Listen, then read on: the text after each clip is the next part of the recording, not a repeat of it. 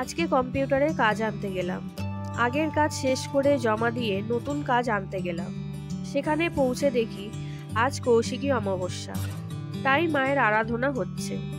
দেখো, এত সুন্দর লাগছিল, এত সুন্দর মাকে সাজিয়েছিল যে কাজ জমা দিতে গিয়ে আমি দাঁড়িয়েই পড়লাম। কাজ জমা দিতে অটোয় করে যেতে হয়। অটোতে উঠতে শুনলাম কিছুটা আগে পর্যন্ত অটো যাবে, কারণ কৌশিকী অমাবস্যার জন্য রাস্তা বন্ধ আছে।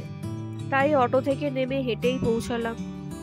সন্ধেবেলা সোনার বান্ধবী শ্রেয়া এসেছিল বাড়িতে, তাই বাচ্চাগুলোর জন্য খাবার কিনতে গেলাম।